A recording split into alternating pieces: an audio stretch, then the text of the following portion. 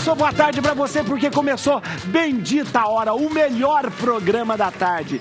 Não existe programa tão bom quanto esse, não existe. Porque você pode procurar por aí afora, você não vai encontrar tanta gente de boa qualidade reunida numa mesma hora como aqui. É o melhor. Olha que beleza. E você tem que saber, doutora, tem 2 critérios para participar do programa. E a senhora passou nos 2. Atenção. Uau. Primeiro, 2 critérios. Primeiro, tem que ser inteligente. Então, é importante, sabe? Tem que ser inteligente. E o segundo critério, tem que ser bonito. Não pode vir gente feia. Não pode vir gente feia. Já falei, Abdi, não, infelizmente não é para você isso, Abdi, desculpa. O Abdi... Você viu a... Eu gostei dos tapas lá do isso mesmo. Vou falar pra vocês quem tá com a gente aqui. Veja só, ele, Cláudio Tomanini, o grande entendido de marketing, vendas, executivo.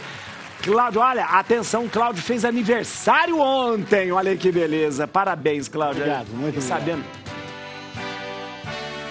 Olha, isso mesmo. Parabéns. No dia de Reis ele fez aniversário, que beleza. Olha aí. Parabéns. Eu fico muito feliz quando você vem aqui, viu? Eu também fico muito feliz. Patrícia Salvatore, nossa grande consultora de diversidade, pesquisadora, professora, um trabalho enorme, maravilhoso, doutora em ciência da comunicação, e um trabalho bonito com a rede de mães atípicas. Ela é uma mãe atípica também. Obrigado, viu? Obrigada. Demorou pra voltar, hein? Ah, mas estou aqui. O cachê tava caro, a gente não tava conseguindo. Doutora Fernanda Krieger, muito obrigado, doutora Fernanda Krieger. Obrigado mesmo. Eu que agradeço. Estou muito feliz com a senhora ter vindo aqui hoje, nos ajudar. Doutora Fernanda é oftalmologista infantil e especialista em estrabismo. Interessante, estrabismo, muito interessante mesmo. Geralmente é a criança que é mais estrábica, né? Não, tem bastante adulto também, né? A Sandra Breia era estrábica. Ninguém sabe o que é a Sandra Breia. Só os velhos que sabem o que é a Sandra Breia. Tá? Doutor Júlio Pereira, nosso grande, queridíssimo neurocirurgião. Obrigado, doutor.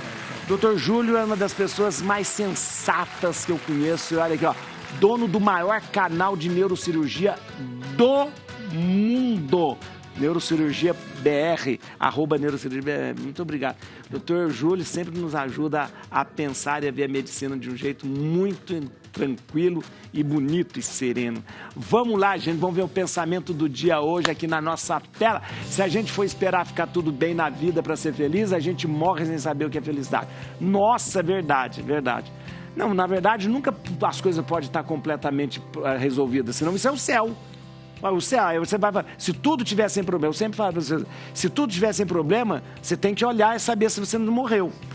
Na verdade, tem que ver se não está morto, porque realmente no céu que vai ser sem problema. Agora é para a gente ter bastante coisa para fazer. Vamos lá. Hoje é o dia do leitor. Leitor, olha aí, a nossa enquete é a seguinte: quantos livros você leu em média em 2025? Mais de 3 ou menos de 3? Atenção, você vai votar aí no @programa Bendita Hora. @programa Bendita Hora. Mais de 3 ou menos de 3? Olha lá. Eu gosto muito, olha, eu sou viciado em leitura, sabia? Eu aprendi isso em casa, depois na escola, é uma coisa impressionante. Oi? Esse ano que passou, eu li 6 livros, esse ano que passou. Estou lendo agora do Rui Castro, maravilhoso, Trincheira Tropical, que é muito bom. Você pode perguntar, você lê livro de teologia? Não só isso, pelo amor de Deus, não vou ficar lendo só livro mas eu gosto de leitura. Absurdamente, eu acho que já li na minha vida perto de 2.000 livros. Olha que beleza, olha que beleza. Está lendo algum livro agora? Nesse momento aqui, eu estou lendo um livro inspiracional. Estou lendo a coleção de Agatha Christie que eu tinha deixado de lado. Agatha Christie, olha que beleza. Você recomenda ler algum livro?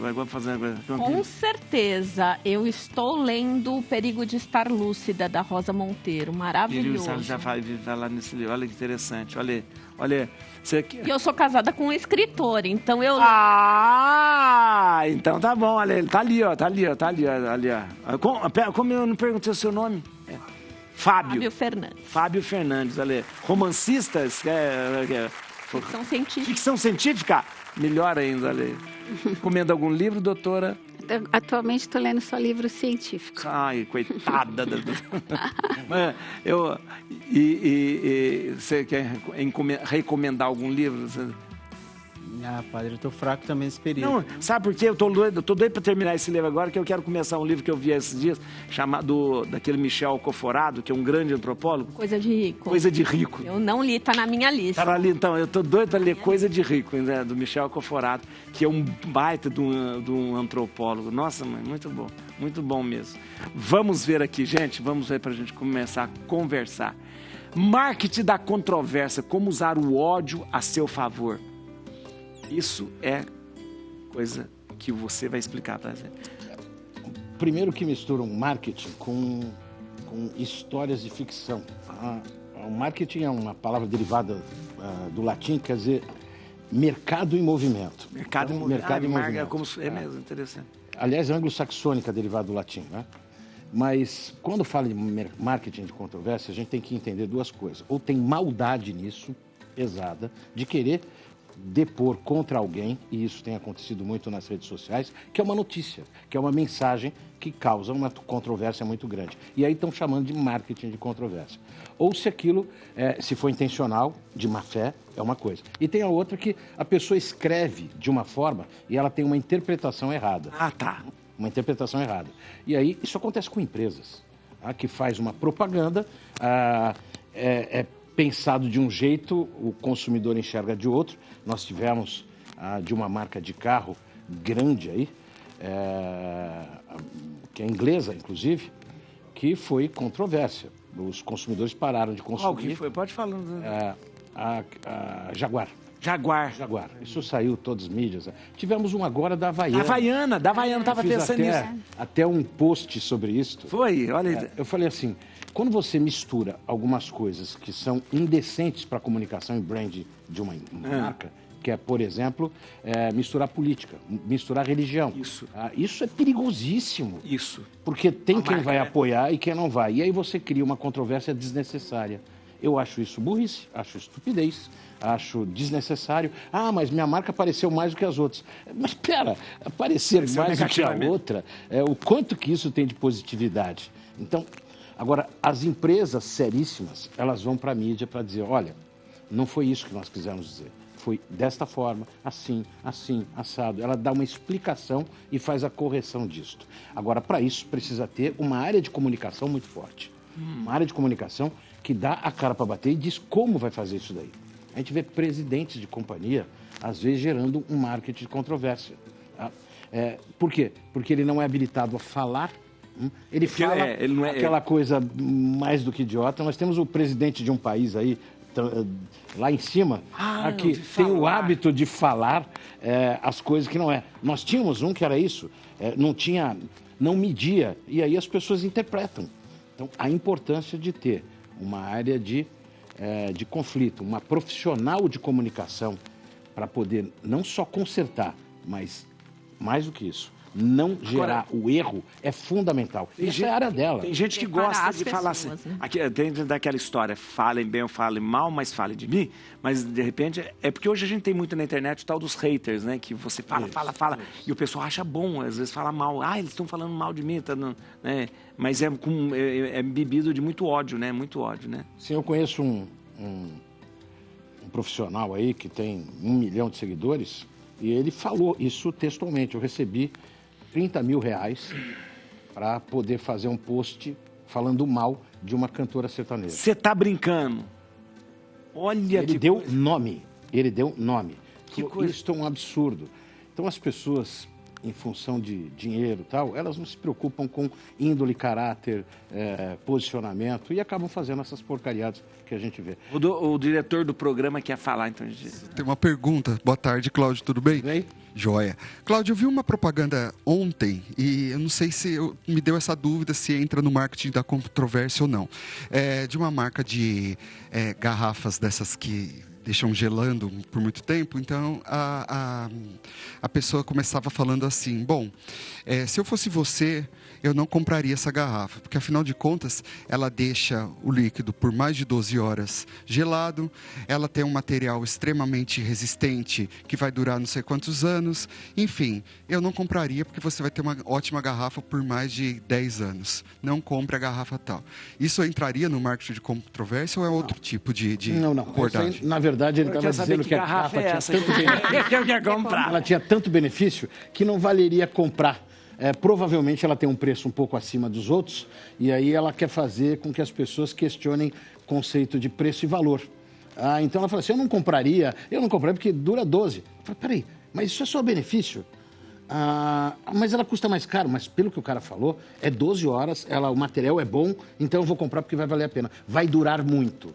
Aí é questão da brincadeira, da cognição que eles querem trabalhar, mas não é... Eu lembro que quem fazia uma propaganda, eu lembro do Carlos Moreno lá, da Bombril, tinha uma coisa assim, tinha assim, não, eu não vou dizer que ele eu acho que é o Monbiju, que o Monbiju é melhor. E tinha até naquela época que tinha o tal do marketing de confronto, que era as duas marcas, né? Sim. Que teve até, né? Tinha Monbiju e Comfort, que era a grande marca, né? E os dois teve briga, né? Briga justamente Coca-Cola e Pepsi fez Coca-Cola isso e Pepsi, né? Toda a vida. McDonald's e o Burger King fez isso. Aqui no Brasil, o Conar não permite isso. Não permite, né? Não permite porque ele acha muito agressivo. Mas nos Estados Unidos... Marketing de guerra, não é que chama marketing de guerra? Marketing de guerra, isso, não é isso? Você está muito bem, tá vendo? Aliás, tem um livro sobre isso. Marketing de guerra. Que é uma coisa de usar, né? E falar mal da outra marca, né? Como se estivesse atacando mesmo, atacando mesmo. Tem uma propaganda da Pepsi, da Pepsi que é muito interessante. Que é o menininho que vai... Isso, ele tem as duas máquinas e ele vai e compra... a Coca para botar, para ele subir e pegar a Pepsi. Para subir e comprar a Pepsi. É muito interessante, muito interessante. Então, isso daí faz alusão, mas isso nos Estados Unidos é ok. É o processo cultural que isso... Sei. O processo cultural, legal. Aqui no Brasil, nós não vemos isso como bom tom. Tá. Nem o do coitadismo que já foi usado absurdamente no passado. Então isso não é porque a propaganda tem que ser também de acordo com a cultura da pessoa, com aquele, né? De repente para nós isso não pega bem, não vai ser usado. Não vai ser usado. Aqui nós temos um relativo falso moralismo, né? Porque você vê isso, verdade. Do outro lado você vê as mídias sociais colocando um monte de mentira, fazendo apologia a isso, incitando a briga, a discussão, como foi o caso de Havaiana. Olha lá. Exatamente. Muito bem, vamos ver aqui. Estrabismo infantil, diagnóstico precoce aumenta a chance de cura. Primeiro, doutora, me diga, estrabismo o que é? Isso é importante, essa pergunta antes da gente chegar se o diagnóstico precoce aumenta a chance de cura. Estrabismo é quando não há um alinhamento dos eixos visuais. Então, por exemplo, eu estou olhando para você, meus dois olhos têm que estar focando em você. Isso. Se um deles não está, ou seja, se existe um não alinhamento, um desalinhamento do eixo visual de um dos olhos, é estrabismo. O que mantém esse alinhamento, doutora? Ele pode ser para dentro, pode ser para fora, pode ser para cima, pode ser para baixo. O que mantém esse alinhamento são funções no cérebro, porque o cérebro, o olho é um órgão receptor da imagem. Ele recebe essa imagem, manda para o cérebro e o cérebro dá um sinal de volta. Olha para esse lugar, olha para esse. Entendi. As pessoas que têm estrabismo, de um modo geral, não têm esse controle, essa alça, esse feedback adequado. Quando o olho está virado para um lado, mas ele está enxergando no lugar certo? Então, ele não está enxergando onde deveria enxergar. Isso marca a diferença principal de estrabismo entre adulto e criança. Porque criança, a visão ainda está em desenvolvimento. A gente não nasce sabendo enxergar. Assim como a gente aprende a falar, a gente aprende a andar, a gente também aprende a enxergar. Por isso desenvolvendo. Que a gente tem que estímulo visual, estímulo... Exatamente. Então, o cérebro está desenvolvendo. Na criança, quando um dos olhos não está olhando onde deveria, o cérebro ignora aquele olho. E se você não faz nada até o desenvolvimento do cérebro, da visão, que é até, em geral, 7 8 anos de idade, depois você não recupera. Depois não recupera? Não recupera. Por isso que tem adultos que são estrábicos e não enxerga daquele olho. Não enxerga. Olha que interessante. Exato. Agora, o adulto que não era estrábico, que começou a ficar estrábico, ele não vai acontecer isso do cérebro ignorar, porque já desenvolveu. Então, uma pessoa pode ficar, depois de adulto, pode ficar estrábica? Pode. Não é uma coisa que acontece só na infância? Não. Porque, por exemplo, você tem um derrame, um AVC, você tem um traumatismo, um acidente de carro. Entendi. Você tem um câncer dentro da cabeça, por exemplo, um tumor dentro da cabeça. Então, é uma questão cerebral, a questão que... Em geral, são... Para o Dr. Júlio mexer nos... são questões cerebrais. Outro tipo de estrabismo também é um olho, a pessoa tem uma doença no olho, que abaixa a visão e ele não enxerga. Então, aquele olho não sabe para onde olhar. Então, ele também é outro tipo de estrabismo que tem no adulto. E o estrabismo infantil pode ser nos 2 olhos ou pode ser só num? Sempre um dos olhos que está torto. O outro está certo, está olhando onde deveria olhar. E o outro entortou. Então, na criança, esse olho que entorta é ignorado pelo cérebro. E você tem que tratar. Entendi. Se não passou essa fase de desenvolvimento da visão, você pode até operar o estrabismo, mas vai ser um olho que não enxerga. Não é raro a gente pegar adultos no consultório, ou jovens, 20 anos, 15 anos, que não sabia, porque é um olho só. E às vezes passa desapercebido. Doutora, algum problema. O primeiro contato da criança com o médico é com o pediatra. É ele que vai ver isso. O pediatra, ele é extremamente importante, porque quando nasce, existe por lei. Tem que fazer na maternidade, o pediatra faz aquele teste do olhinho. Do olhinho. Que joga uma luz e vê como é que é o reflexo no olho. Inclusive para ver se tem alguma... Se tem catarata, retinoblastoma, né? Tem algum problema. Quando tem estrabismo, também já dá alguma alteração. Depois, o pediatra tem que acompanhar, fazer uma avaliação anual. Mas o ideal é que todas as crianças sejam avaliadas entre 6 meses de idade e 1 ano.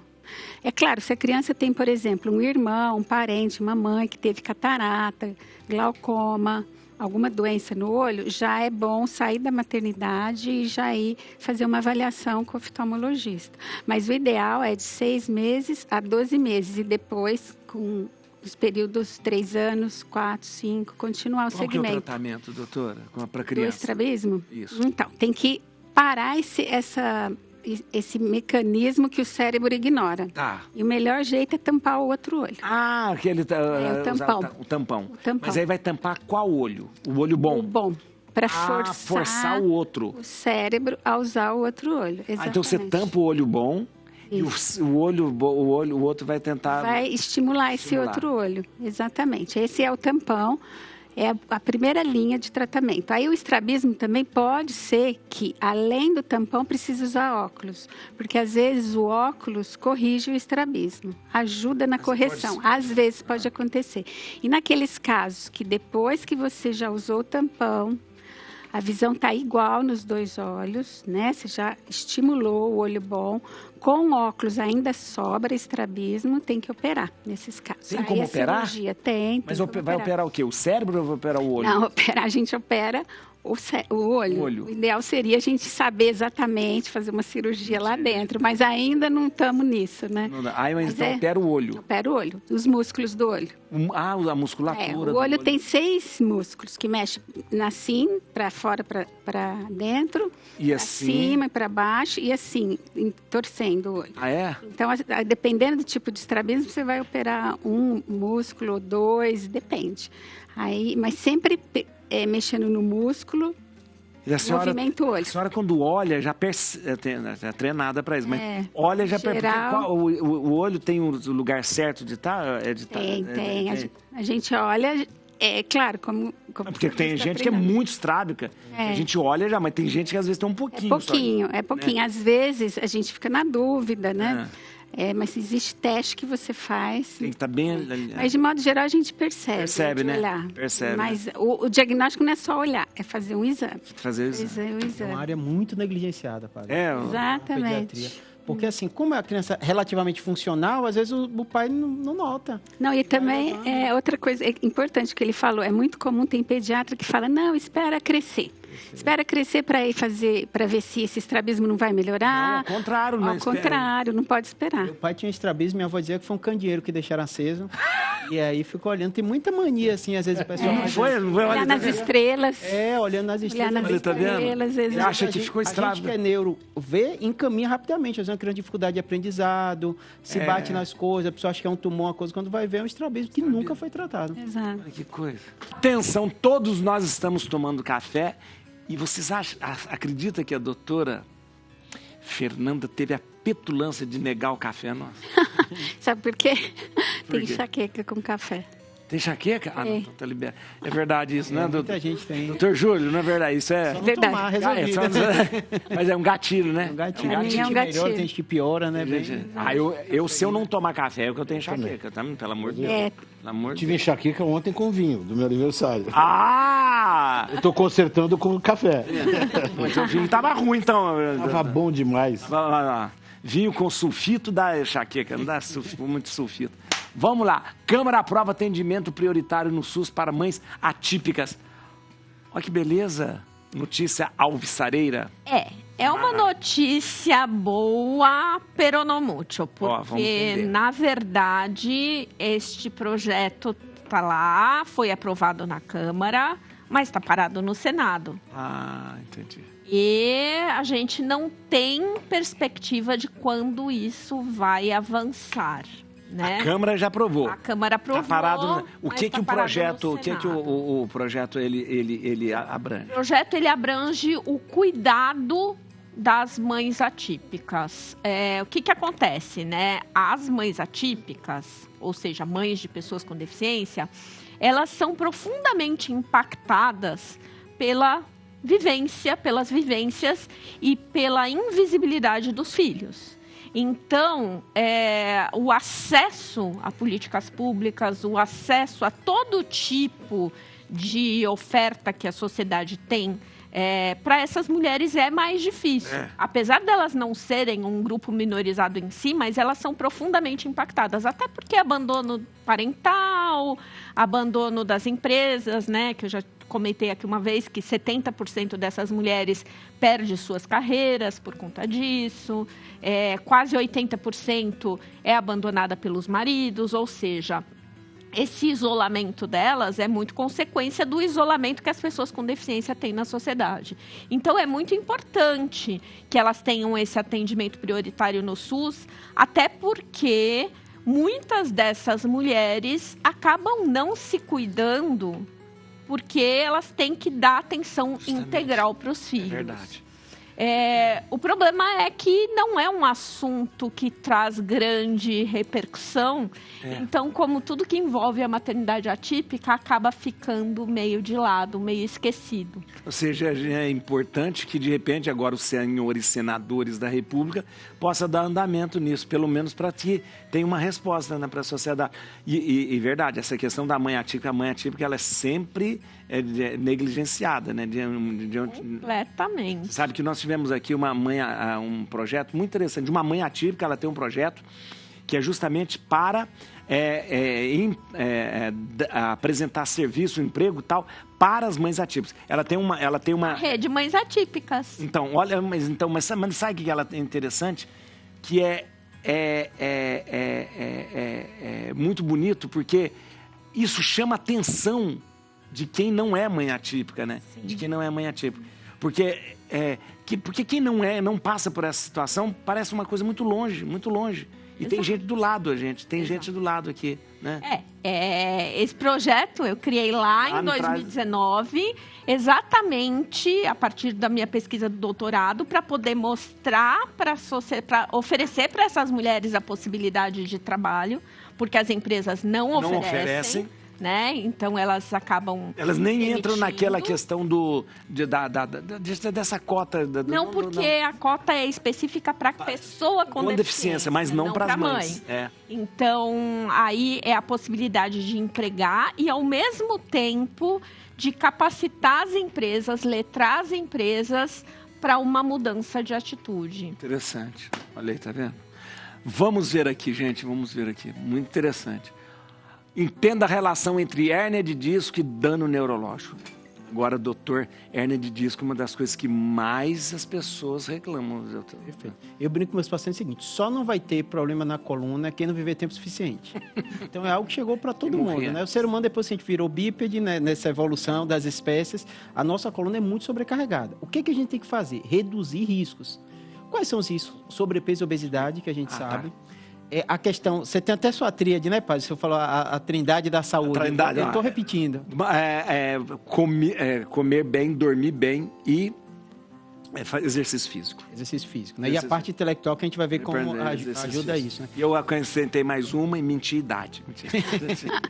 E a coluna é a mesma coisa. Então, quais são os possíveis danos neurológicos? Em primeiro lugar, ter problema na coluna é algo natural que vai acontecer com todo mundo. Então, ter uma dor, ter um incômodo. E a gente vai ter que reduzir os danos, porque caso a gente não faça alguma coisa, isso pode comprimir a medula ou a raiz nervosa. O mais comum é a raiz nervosa, as famosas ciáticas na coluna lombar, que é você sentir uma dor na perna que vai pela parte de trás. Normalmente o paciente queixa muito disso, dificulta a caminhada, né? Muitas vezes tem a famosa travar a coluna, que eu explico para todo mundo que não é o dano ali. Ali é uma reação à sua coluna que está inflamada. Ah, tá. E aí, normalmente, faz o quê? É quase uma defesa do seu corpo. Causa uma contração na musculatura. Na musculatura. Você não consegue mexer. A pessoa fica com medo. Isso vai ser definitivo? Eu falo, geralmente não. Geralmente a coluna, você teve uma inflamação, você teve uma ciática. Isso travou sua musculatura justamente como uma defesa do seu corpo. Doutor, a hérnia de disco o disco é aquele disco que a gente tem... Perfeito. Tem essa ilustração, né? Tem essa ilustração aqui, né? Isso, é isso mesmo, né? Lá, pessoal, é como se fosse um amortecedor. Isso que não é campo nervoso, nada. Não, é isso aqui não. Isso é o disco. Isso é o disco. A questão... nervo é esse amarelinho. Esse é o amarelinho aqui, esse é amarelinho. O problema é quando isso aperta o nervo ali. Que tá a ilustração aqui do lado, isso é vermelhinha. Isso é hérnia de disco. Mas isso aqui que apertou foi a parte molinha do negócio que expulsou e ele veio para lá. O núcleo pulposo foi lá e comprimiu a raiz nervosa. E aí isso pode, a raiz nervosa. E aí o que isso dá? Dá dor? Dá dor ciática. Dor ciática. A depender do nível da coluna. E eu digo para todo mundo o seguinte, padre. Se você pega uma pessoa normal, isso tem um estudo norte-americano bem interessante, eles fazem muitos estudos disso, fazendo ressonância, que não se queixa nada de coluna. Quase 40% da população tem hérnia de disco.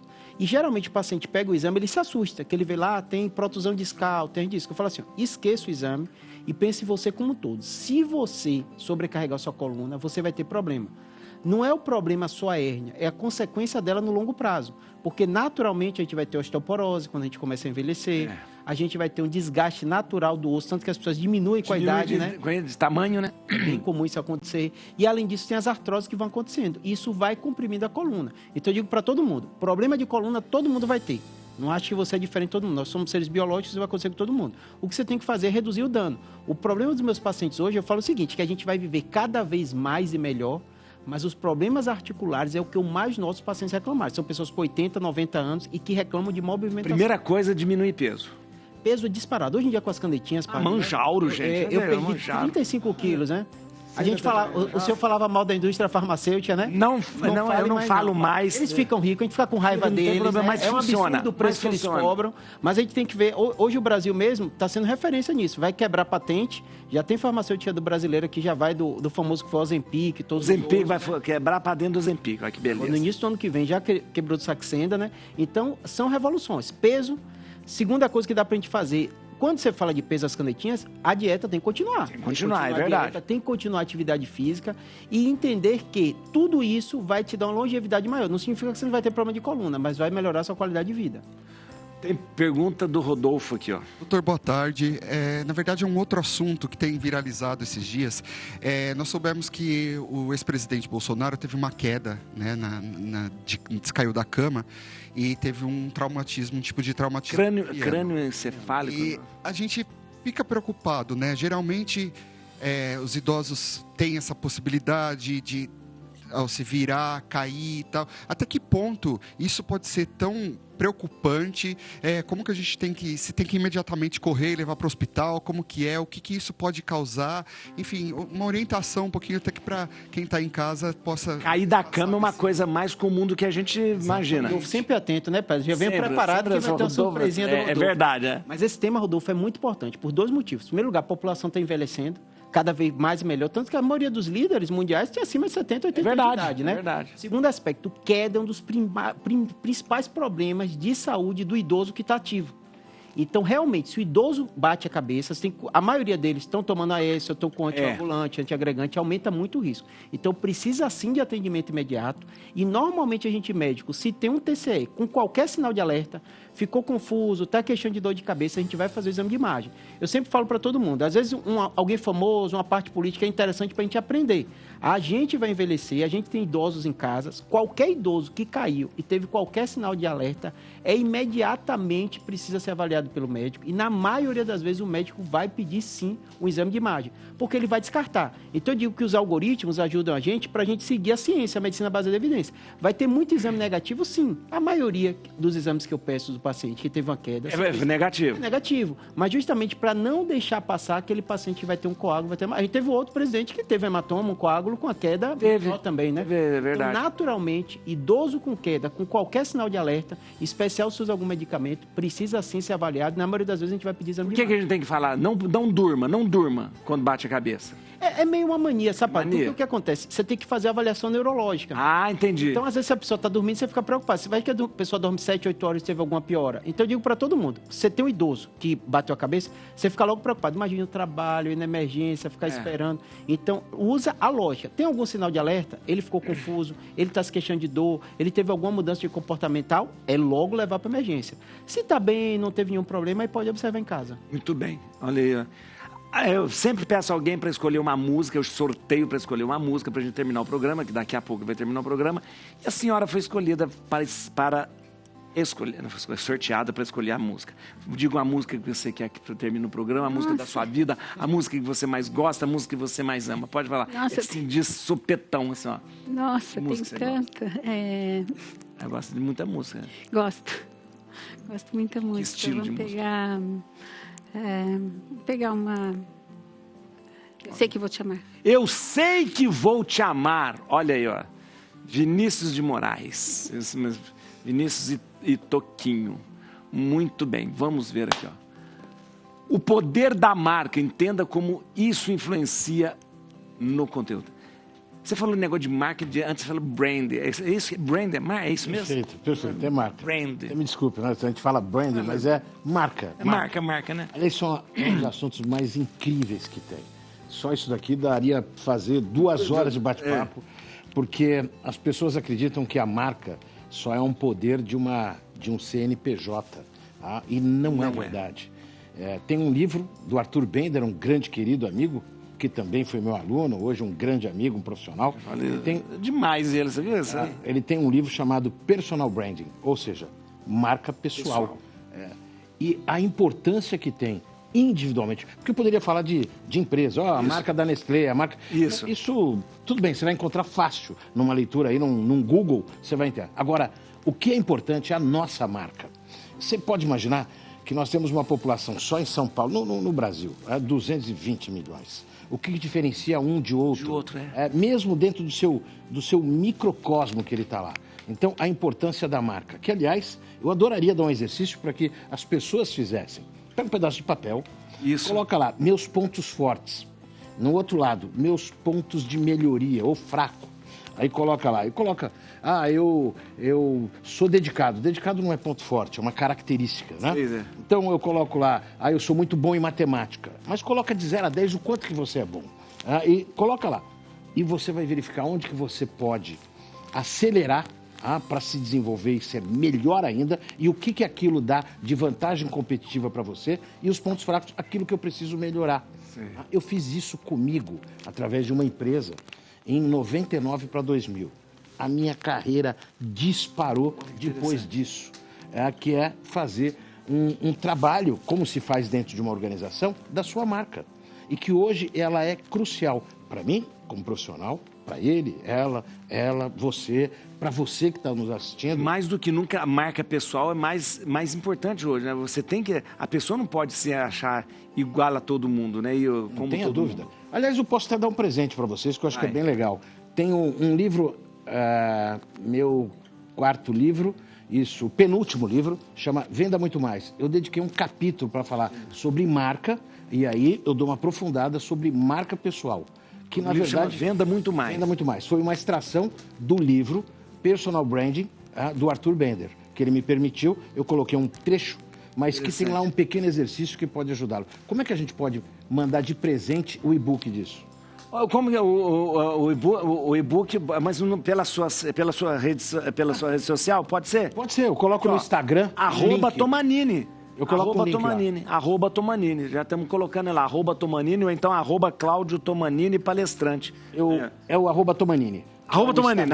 Eu vou colocar lá de presente para vocês. Ótimo. E é muito, muito, muito, muito interessante aqui. Interessante. Pode mudar o seu posicionamento dentro do mercado. Uma marca pessoal. E a marca pessoal não é só uma marca visual, não é só visual. Não, isso é o detalhezinho. Detalhe. Como que você vai se posicionar? Assim como a marca tem alma. A Nestlé tem alma, Coca-Cola tem alma, qualquer marca, ela tem que ter alma. E quando você entende como é que é o teu perfil, você emula consumidores ou gera atratividade para aquilo que você está disposto a ser e que faz parte do teu perfil. É fantástico isso. Interessante mesmo. Vamos ver aqui. Nossa, só de gente inteligente é muito bom. Ali. Ver bem para aprender melhor. Saúde ocular como aliado da educação infantil. Na verdade, a gente já escutou isso várias vezes. Quando a pessoa, de repente, começa a ter atraso no aprendizado, vai ver problema de visão. Mas quem geralmente vai ver isso é na escola, né? Exatamente, Eu diria que a saúde ocular não é aliada na educação, ela é fundamental, crucial na educação infantil, porque, como você mesmo falou, a maioria das crianças que são diagnosticadas com algum problema de aprendizado tem, na realidade, um problema de enxergar que não foi visto. Então, tem que ter uma conscientização dos pais e dos professores para estarem alertas a que tipo de sinal, de sintoma que deve... Porque a criança vai se adaptando, ou seja, compensando, né? Ela não enxerga, ela vai fechando os olhos. Para ver mais nítido. Para ver mais. Então ela vai dando um jeito, mas ela nunca vai dizer, eu não estou enxergando, né? Exato, porque a criança ela acha que aquilo é o normal. Né? E ela muitas vezes também não verbaliza.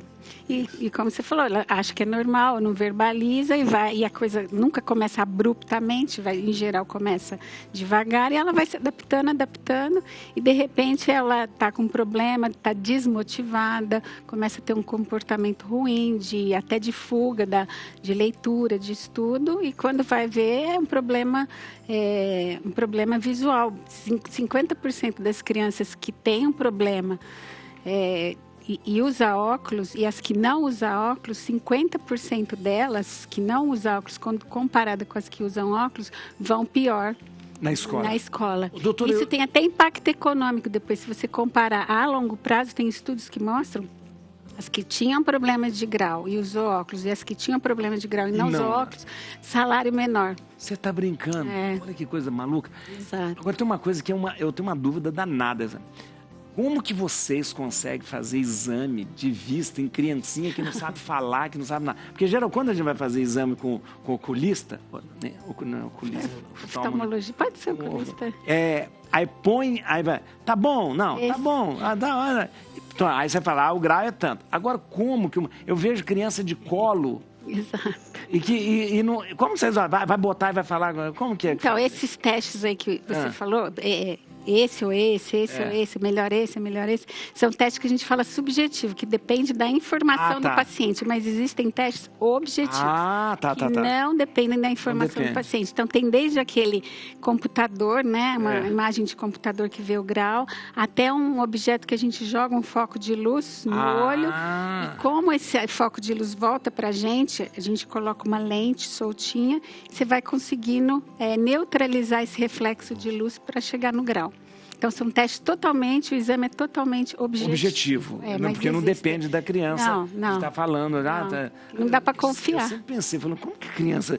E aí, porque eu vejo criancinha, às vezes, de colo com óculos, já usando óculos. Dá trabalho, padre, ela está sendo boazinha. Ela está sendo, porque dá trabalho, não é tão simples. Não, eu acho que as crianças até são melhores, porque elas, assim, já na hora elas falam se vão te ajudar ou não. E aí você já parte para segurar a criança, fazer, se precisar é raro, mas se precisar, você pode até fazer uma sedação para examinar. Pode fazer? Mas é raro. Mas é raro, né?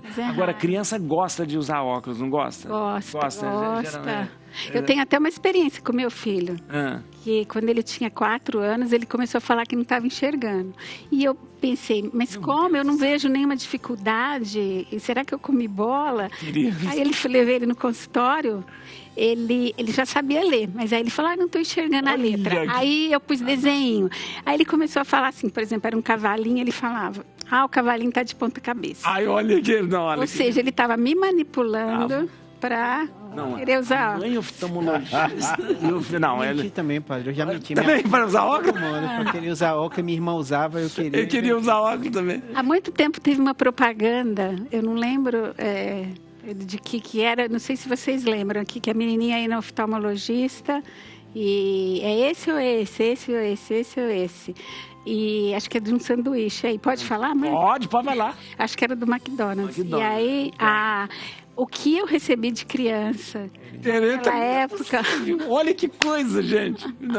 Mas é engraçado, eu acho interessante. Eu acho que era uma grande amiga minha, lá da paróquia, a Terezinha, ela tem uma ótica só para criança. É a Amarelinha. Eu tô fazendo propaganda já da Amarelinha. Conheço. Muito boa, Amarelinha? Muito boa. Ali na Lorena. Na Lorena. Terezinha, muito bem. E eu vejo, e a loja, na verdade, é um parque de diversão, porque as crianças vão, escolhem, eu vejo às vezes, escolhe, e elas acham ótimo que sair com... E quanto mais colorido, melhor para a criança. É um público fantástico. Olha aqui, o meu pequeno, tá vendo aqui, ó? Olha só. Mostra ali para a câmera lá, olha lá. Isso aqui é maravilhoso, o Enzo. O Enzo usa óculos há muito tempo. E é extremamente rigoroso. Ele tem mais cuidado com óculos do que eu.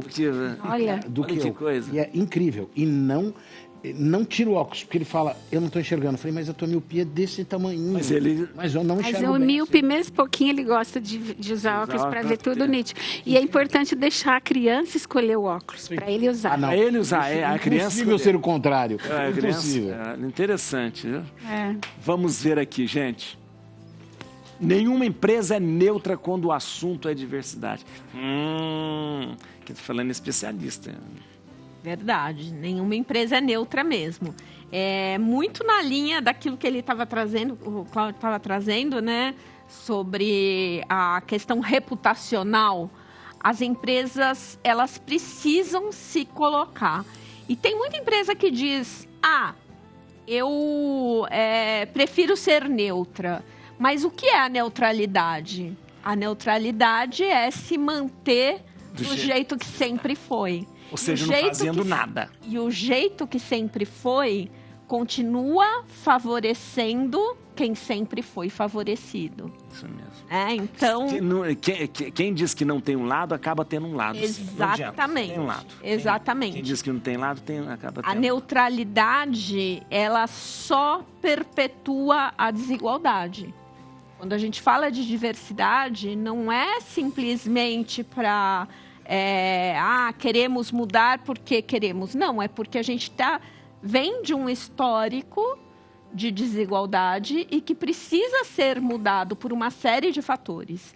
Porque, claro, existe uma questão histórica, existe uma questão de justiça social, mas também existem muitos dados que mostram quanto a diversidade nas organizações e na sociedade como um todo traz benefícios. Então, ambientes com mais diversidade são ambientes mais ricos, mais produtivos, né? As empresas... Os dados comprovam isso. Os dados comprovam isso. Só que existe uma percepção... As pessoas levam para o lado da ideologia, da política, que não faz sentido. Assim, uma empresa diversa, uma empresa que tem homens e mulheres em condição de igualdade, que tem pessoas negras em cargos de liderança, uma empresa que tem funcionários da comunidade LGBT, pessoas com deficiência participando ativamente, são empresas muito mais ricas. E deixa eu te falar uma coisa, a questão das empresas que têm, às vezes, precisam preencher a tal das cotas e tal, de pessoas com deficiência e tal. Existe dentro das empresas essa coisa, vamos escolher esse ou esse, menos essa deficiência, menos aquela dá menos trabalho, aquela dá menos... As empresas ainda têm muito receio de contratar pessoas com deficiência, por exemplo, porque acham que mas vai ser muito complexo, vai ser muito difícil. Vamos procurar uma deficiência que seja mais leve. Não existe isso, existe. Uma deficiência assim que não vai causar tanto, eu vou ter que botar rampa, não, isso vai dar, não vamos pegar uma coisa que não tem que... Pois é, e às vezes, quando a gente fala de barreiras, né, ou de acessibilidade... a acessibilidade, aí nesse caso, arquitetônica, acaba sendo a mais falada, mas existem inúmeras outras camadas de acessibilidade. É verdade. Acessibilidade comunicacional, acessibilidade nas políticas, acessibilidade atitudinal. Né? Olha que coisa. Então, é muito mais fácil você colocar uma rampa e aquilo vai ficar para sempre. Pronto. O problema está resolvido. A falta de acessibilidade arquitetônica. Não é isso. Agora, tem que trabalhar com a mudança de cultura na cabeça das pessoas. Esse é o ponto. Nossa, quer falar alguma coisa? Eu ia falar que as pessoas precisam entender a palavra diversidade. Isso. Não é escolher um ponto, mas é respeitar o que é diferente. Que é diferente. E quando você integra esse diferente dentro de uma empresa, você tem ganho. Quando você faz escolhas ou favorece é onde que está dando o grande caos que a gente está vendo por aí. Olha, vamos ver aqui, ó. Problemas de coluna pode causar dor de cabeça.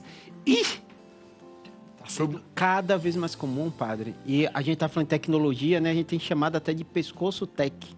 O pescoço do celular, não é? Celular. É bem curioso que, vamos supor, a gente tem, em média, vamos botar 3 quilos o peso da nossa cabeça. Da cabeça, 3 quilos?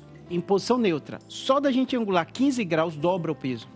E na maioria das vezes a gente não angula só 15 graus, a gente vai para 60. E aí vai aumentando. 4 vezes mais o peso. 4 vezes mais. Então a gente tem visto muito no consultório pessoas jovens com problemas na coluna e que ele reclama como dor de cabeça. Então, às vezes, até na verdade, é um reflexo. Um reflexo. Porque o que acontece? Toda vez que você fala de jovem ou de dor no pescoço, a gente tem 2 opções, né? Ou você tem uma coisa grave, hernia de disco, com alteração, ou você tem uma coisa crônica que muitas vezes vai dando tensão na musculatura do pescoço. E para o paciente é a mesma coisa, ele está com a dor no pescoço que está dificultando a movimentação, dificultando às vezes ele dormir e muitas vezes causa até dor crônica.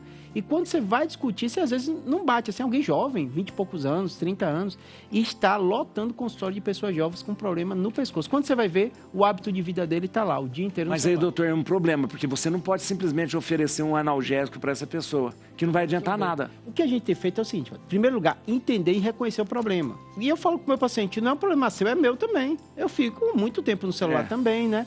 Então, o que a gente vai fazer? A gente vai usar toda a estrutura para tentar melhorar. Eu tenho recomendado muitos pacientes comprar aqueles com imã ou algum adaptador. Você põe assim. Às vezes, por exemplo... É que as ventosas, né? Tem umas ventosas. Assim. Que nem o senhor está usando aí, já ajuda bastante. Estranho que põe aqui. O suportezinho já ajuda. Se fosse mais alto, seria até um pouquinho O Rodolfo que me deu. Na verdade, eu ia roubar dele, mas ele me deu. Ele é da mesa dele. Isso é muito bom. E a outra coisa é a pessoa reconhecer. Outro aspecto muito interessante é a gente entender que a gente está cada vez mais sedentário. Então, eu falo com o meu paciente que a gente diz, o ideal que os estudos mostram é você fazer 30 minutos de atividade por dia ou 3 vezes por semana, 1 hora. Só que o sedentarismo da gente é tão intenso que eu falo para o paciente, eu tenho que fazer exercício físico todo dia. Todo dia. Porque senão eu não faço nada, eu fico o dia todo sentado ou no consultório ou em cirurgia, que também é sentado. Hoje, alimento, até para você pedir, é tudo em aplicativo. Supermercado também, quase eu não vou mais. Eu não lembro a última vez que eu vi, é tudo aplicativo. E, querendo ou não, isso vai fazendo sua musculatura perder. Ô, doutor, perdendo massa muscular. Massa muscular. Pelo menos, se você pelo menos desenvolve a musculatura, você vai dar mais sustentabilidade aqui. É uma das musculaturas que mais a gente usa. Agora, deixa eu falar uma coisa. E se a gente usar... Daqui uns dias o pessoal vai ter que usar aquele colar. Muita gente está usando, padre. E isso é terrível. Né? Porque aí pelo menos você não põe a cabeça para baixo. Sabe qual é o problema? Enfraquece a musculatura. Enfraquece. Ah, é verdade. Porque você não usa a musculatura. Você não usa. Você percebe muitas coisas, tanto na coluna cervical e lombar. A pessoa, eu tô com a dor na coluna lombar, eu boto aquela cinta e realmente ele sente melhora. Mas qual o problema? Você tá você não está fazendo sua musculatura trabalhar. Enfraquece. Então eu digo para todo paciente, parece uma coisa contrassenso, mas quando você tem um problema na coluna, você vai ter que forçar mais a coluna, mas de forma inteligente, fortalecendo a musculatura. O pescoço eu falo a mesma coisa. Normalmente tem uma coisa muito forte de hábito. Então você começa a conversar, você faz o quê? Começa o dia a dia. E o jovem, ele assiste séries gigantescas naquela posição. Naquela posição. Eu vou fazer me permite uma... Claro, por favor. Eu tenho um filho, assim como muitos que estão nos assistindo, e que ficam um tempo, inclusive agora nas férias, um tempo muito grande nisso. Por mais que a gente fale, não, vai assistir, vai fazer outra coisa e tal. Você está mexendo aqui. Não, estou assistindo um filme. Não, estou lendo um livro. Eu estou... O que fazer? Porque não é hoje que isso vai dar problema. Isso vai dar problema daqui a 10 anos, 15 anos. Então, como que a gente pode evitar para que seja minimizado isso? E, o meu caso, eu tenho uma bolinha aqui, que meu filho até que viu, falou, você está com uma bolinha nas costas aqui. Fui no médico e ele falou, isso é a postura de ficar fazendo assim, criou... Deu até um calombo. Um calo. Ali. Às vezes forma uns lipomas. Mas, em especial para criança, qual é a grande recomendação? Porque não é fácil. É um problema geracional. A gente está passando pelo mesmo motivo. Às vezes eu vou com o paciente, ele está brigando com o filho, porque o filho, pai gosta de mandar, mas quando vai ver, que a gente fica igual. Sim, é verdade. É difícil eu brigar com meu filho, porque eu também fico muito tempo, né? Então eu falo o seguinte, usar toda a estrutura. Se ele fica muito tempo, onde ele fica? É deitado na cama, é na posição, conversar com ele o uso e fortalecer a musculatura. Tem alguns hábitos que chegam... Em primeiro lugar, atividade física. Ele faz atividade física regular, natação ajuda bastante, porque você usa muita cervical, então fortalece, né? Musculação, quando é criança menor, às vezes é difícil, mas ajuda. Hoje já tem personal especializado nisso, né? E não é só coluna, ela pode até falar melhor. Oftalmo também está notando muitos problemas oftalmológicos por causa da tela. De tela, né? Por causa de tela. Crianças, né, com problema de... Criança e adulto. Ansiedade. Mas eu digo para todo mundo o seguinte, vamos ser realistas. É uma realidade que chegou. Nova para todo mundo, para você pai, para mim médico, e a gente vai identificar os problemas.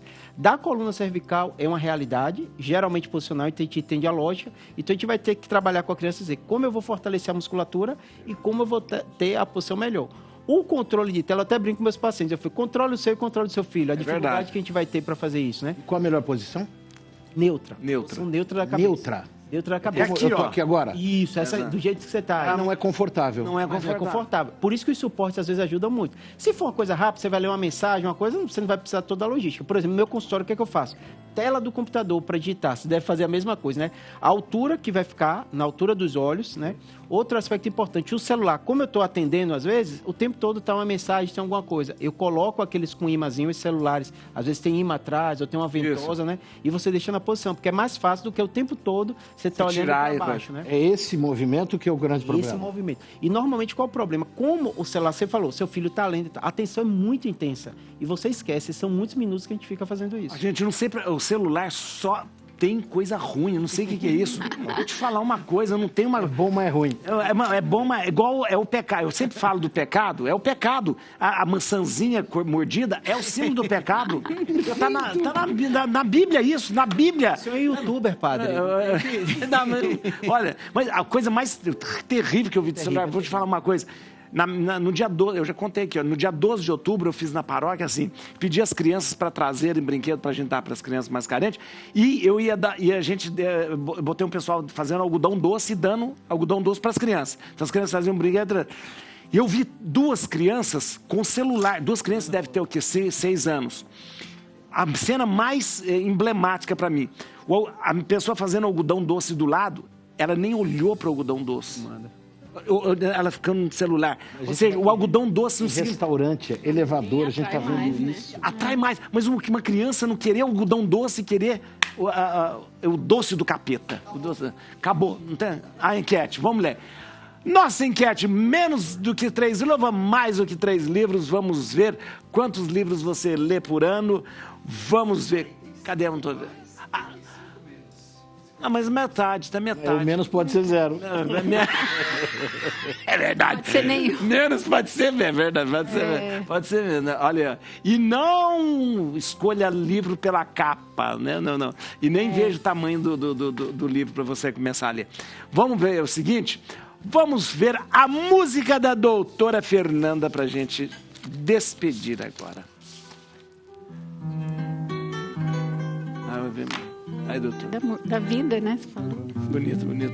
Doutora Fernanda, obrigado, viu? Eu que agradeço. Obrigado. Parabéns pelo programa. Tem que voltar, que tem muita coisa que ficou aqui, ó. Sem a gente perguntar. Muito obrigada. Atenção, acesse o site oftalmologiasemmistérios.com.br. Olha que interessante o nome, muito interessante. oftalmologiasemmistérios.com.br e no Instagram, @oftalmologiasemmistérios. É isso mesmo. Obrigado, viu, doutor? Muito obrigado mesmo. Patrícia, muito obrigado. Quanta coisa interessante. Obrigada, olha, muito obrigado. Olha, você deve acessar o site, atenção, mundoimperfeito.com. mundoimperfeito.com e no Instagram também, @mundoim.perfeito. Isso. E também, @Rede Mães Atípicas. Muito obrigado. E parabéns pelo trabalho. Incansável. Sei que é de formiguinha, mas é incansável. E não desista. Tomanini, @Tomanini. Vai lá que ele vai dar um livro pra gente. Minha agência Micheli já colocou. Já colocou? Tá lá. Já tá lá, olha que beleza, viu? @Tomanini. E no canal do Cláudio, que é maravilhoso, @Cláudio Tomanini Palestrante. Dr. Júlio Pereira nem se fala, você vai entrar no YouTube e no Instagram dele, @NeurocirurgiaBR. Todo dia coloca lá, ó. Esse é youtuber mesmo, esse é pior que a Virgínia, gente. Toda hora... O senhor faz o versículo bíblico e eu estou lá falando de doença. Todo dia ele tá lá, isso mesmo. Né? Aí, aumenta o som, acabou o programa.